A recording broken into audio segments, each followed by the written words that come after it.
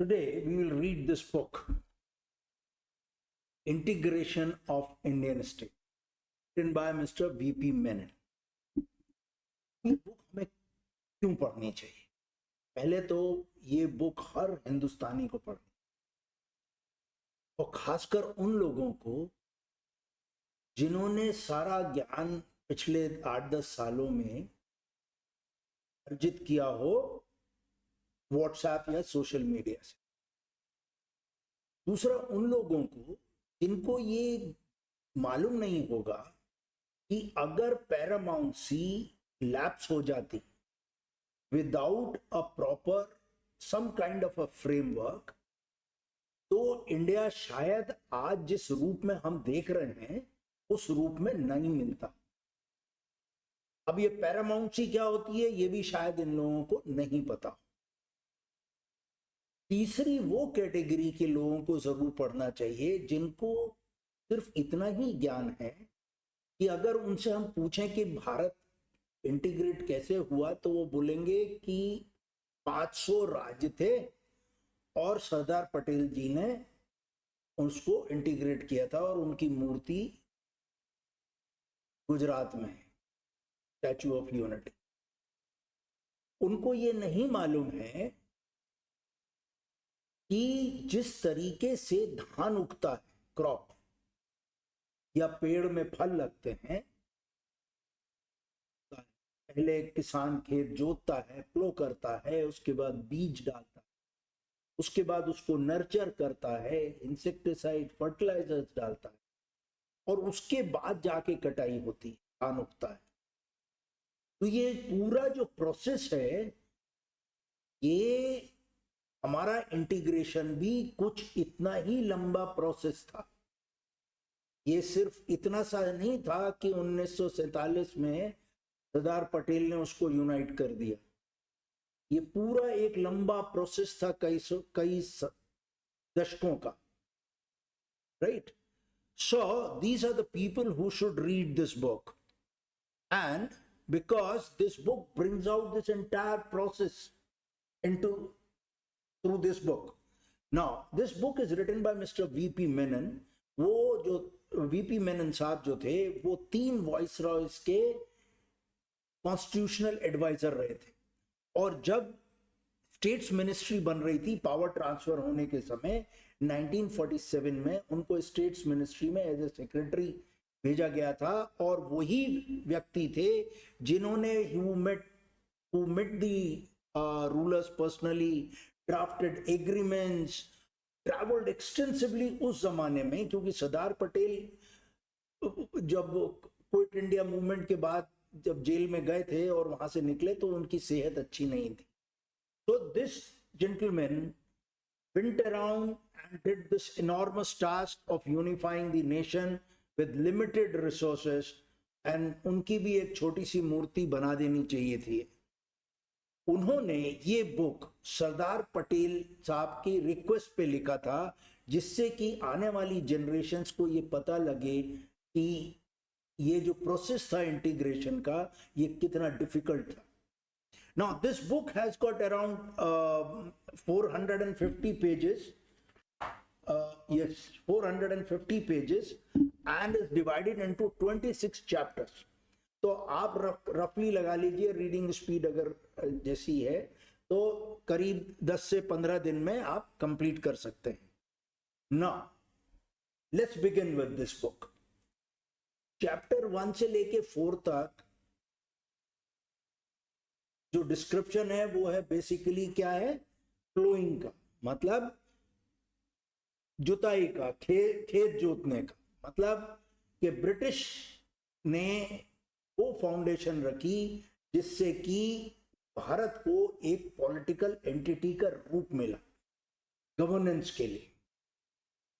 उससे पहले ना तो गुप्ता डायनेस्टी में, ना मौर्यास ने, ना मुगल्स ने, किसी ने भी भारत को एक पॉलिटिकल एंटिटी का रूप दिया था। हम सब लोग एम्पायर्स में डिवाइडेड थे, किंगडम्स में थे, राइट?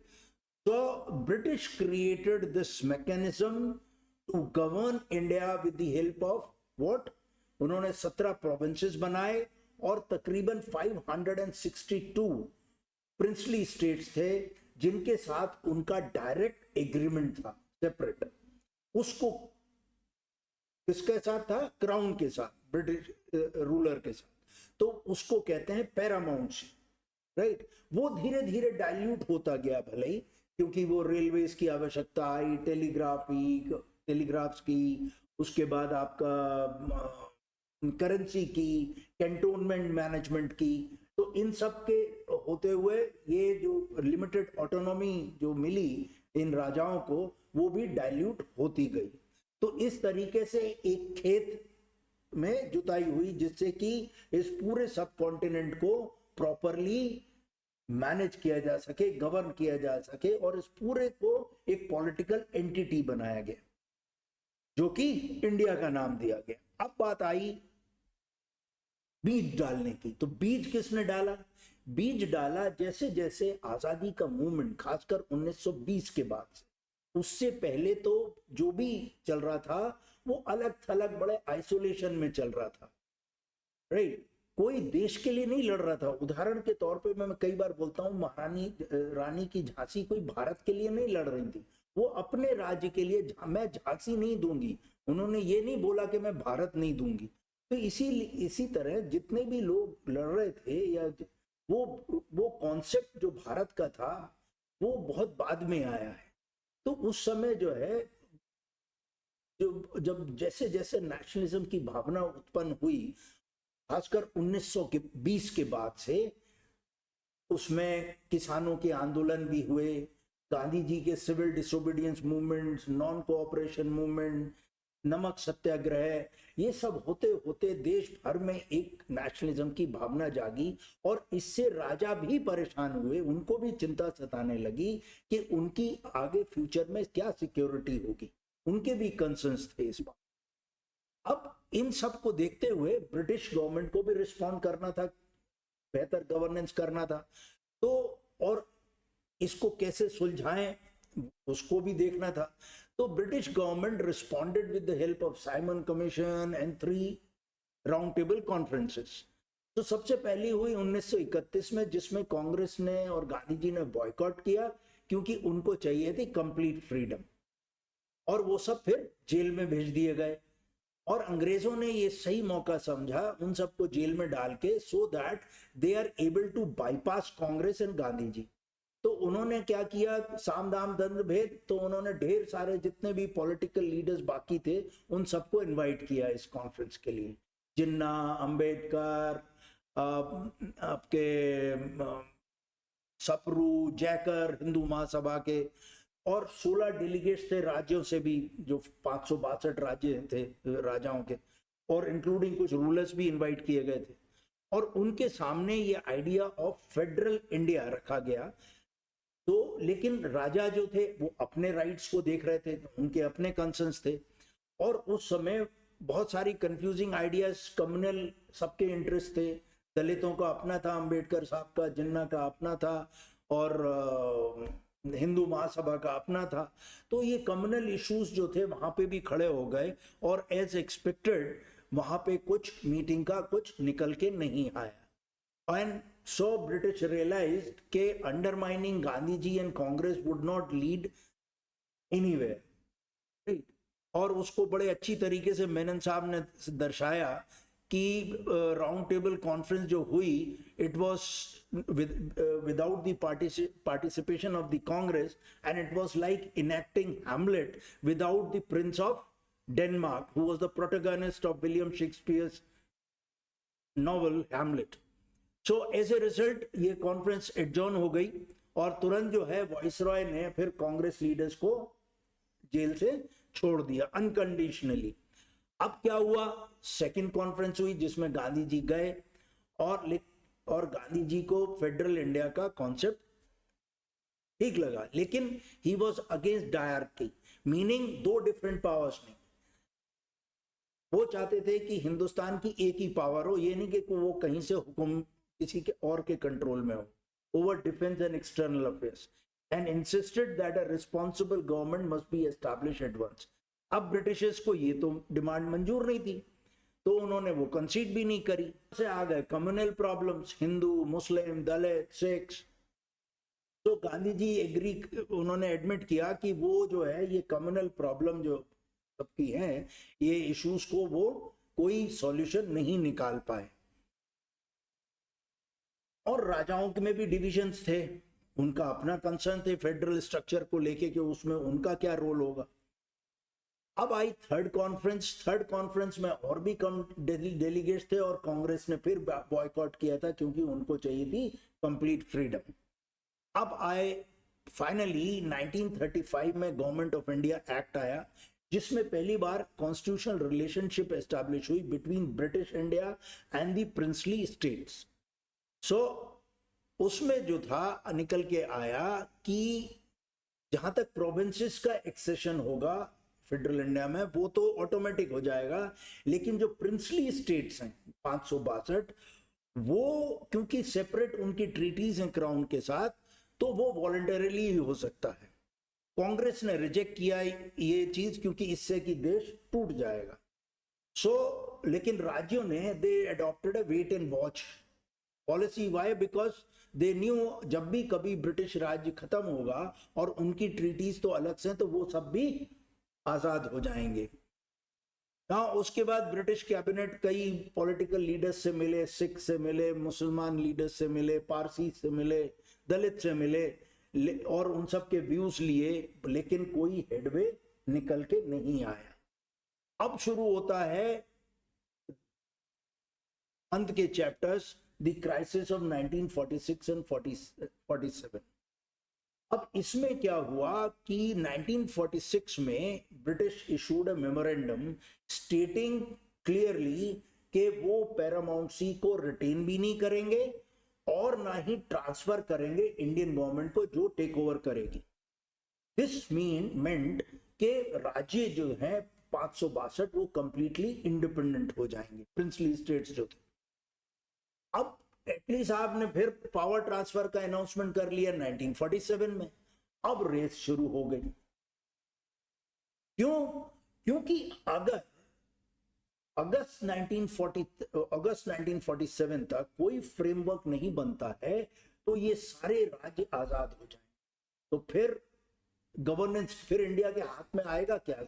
जो इंडियन गवर्नमेंट बनेगी उसके हाथ में आएगा क्या? तब शुरू हुई कवायद नेगोशिएशंस की। अब महाराजा और बीकानेर ने थोड़ी ही डिस्प्लेड फोरसाइट और उन्होंने फेलो रूलर्स को बोला, क्योंकि उस जो पावर ट्रांसफर में था कि एक कॉन्स्टिट्यूएंट असेंबली बनेगी जो कि कानून बनाएगी, राइट? तो उन्होंने सपोर्ट किया, किंग्स को लिखा कि भाई we must join hands and support the constituent assembly, क्योंकि जनता भी हमें देख रही है, और जनता जो थी अब नेशनलिस्टिक हो गई थी। So Maharaja Patiala also echoed the message, लेकिन कुछ rulers they remain unmoved. Now जैसे ही ब्रिटिश सरकार ने ये अनाउंस किया कि पैरामाउंट सी लैप्स हो जाएगी और नेगोशिएशन शुरू हुए हैं, डिस्कशंस, सो नेहरू जी ने बोला ही वार्नड ऑफ लूमिंग chaos, कि इससे बहुत बड़ा chaos पूरे देश भर में, सब कॉन्टिनेंट में हो जाएगा। एंड ही इंसिस्टेड कि ओल्ड जो पॉलिटिकल डिपार्टमेंट था वाइसरॉय का, ब्रिटिश गवर्नमेंट का, वो जो है कंटिन्यू करे अभी भी। तो which Mountbatten's adviser sir Conrad opposed it. He said कि जब पावर ट्रांसफर हो जाएगी तो ये पॉलिटिकल डिपार्टमेंट जो है किसी काम का नहीं, ये नहीं रहेगा।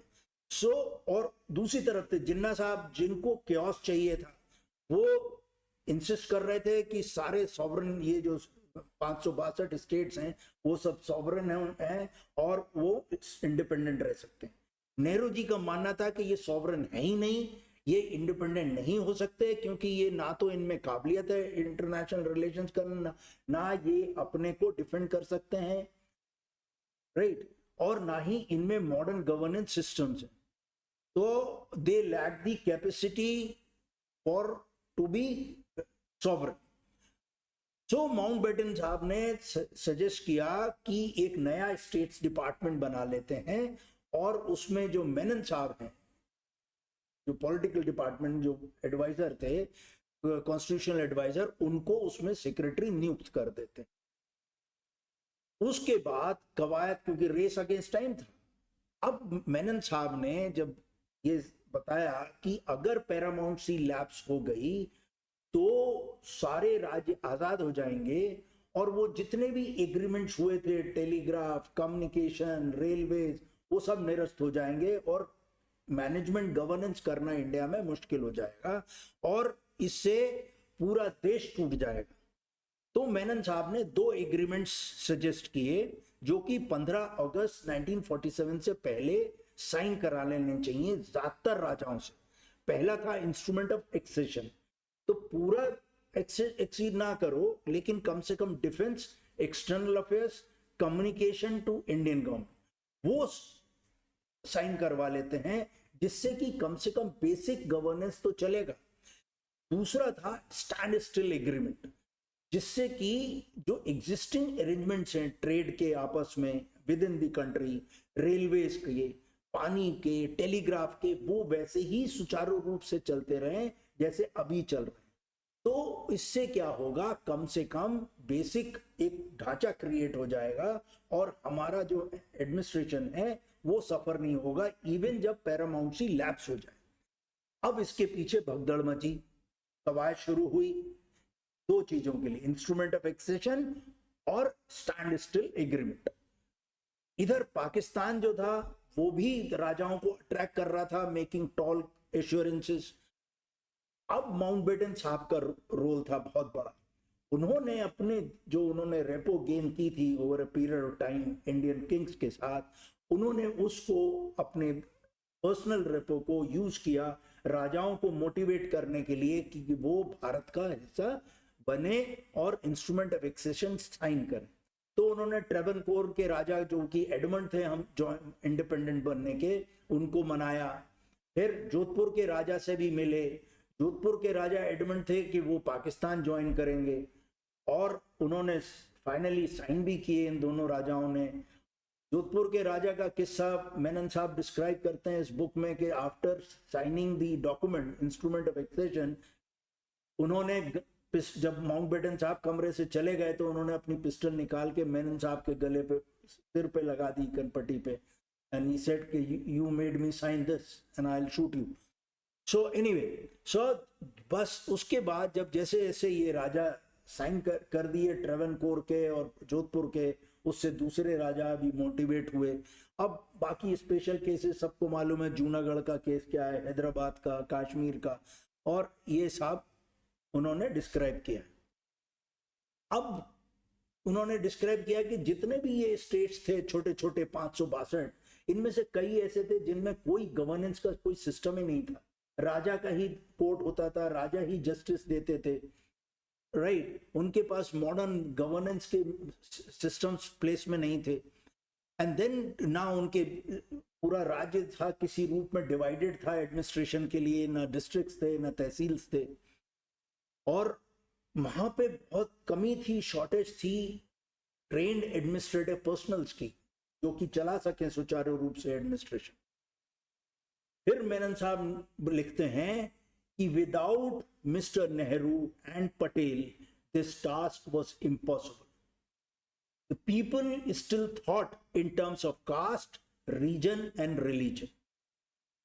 तो निकल के इस किताब से आता है कि नेहरू जी, पटेल और माउंटबेटन तीनों ने बहुत बड़ा रोल अदा किया है इस देश को यूनाइट करने में।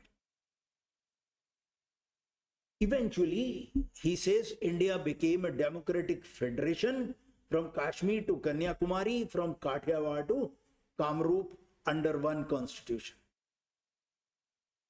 Then in the last chapters, the final message, the real integration begins now. Sardar Patel said, and I am quoting it, the great ideal of geographical, political and economic unification of India, an ideal which remained a distant dream for centuries, जो कि कभी हासिल ही नहीं हो पाया था, वो finally achieve हुआ थ्रू इंटीग्रेशन। लेकिन रियल टास्क जो है वो अब शुरू होता है जहां पे हमें इंटीग्रेट करना है पुराना और नए को, जिससे और इनटू अ प्लीजिंग होल, जो design which would fit well into the pattern of all India. He warned कि हमने आर्टिफिशियल बैरियर्स तो हटा लिए, लेकिन रियल इंटीग्रेशन जो होगा वो होगा लोगों के माइंड्स में, क्योंकि वो एक दिन में अचीव नहीं हो सकता, क्योंकि लोग अभी भी अपने जाति, अपने राज्य, अपने किंगडम उसी से ही जुड़े हुए थे. He finally says, हमने we have introduced in these states a superstructure of modern system of governance whose inspiration has come from above rather than below, and unless the transplanted growth takes a healthy root in the soil, there will be a danger of collapse and chaos. If realities are ignored, facts will take their revenge. वो कहते हैं कि ये जो modern system of governance का super structure हमने अभी बनाया, इसका जो इंस्पिरेशन आया है वो टॉप से, ऊपर से. ये जो सुपर स्ट्रक्चर बनाया है ये ऊपर से आया है, ये नीचे से नहीं आया है, जनता से नहीं आया है, ये ऊपर से आया है. और जब तक ये जो ट्रांसप्लांटेड जो प्लांट हमने इधर से लेके उधर गाड़ा है, जब तक वो रूट जो है उसकी सॉइल में अच्छी तरह से पकड़ नहीं लेती है, तब तक ये डेंजर कोलैप्स का रहेगा. और अगर हम ये रियलिटी नहीं समझ पाए तो facts will take their revenge. तो अर्थात ये जो डिमांड थी, ये जो चाह थी, ये ऊपर से आई है कि भारत इंटीग्रेट हो, ये नीचे से नहीं आई है. और ये जो जामा पहनाया है ये भी ऊपर से ही आया है, ये नीचे से नहीं उत्पन्न हुआ है. जैसे कि अगर हम ब्रिटिश हिस्ट्री में डेमोक्रेसी का या फ्रेंच उसका हम देखेंगे तो जनता से रिवॉल्यूशन होके आया.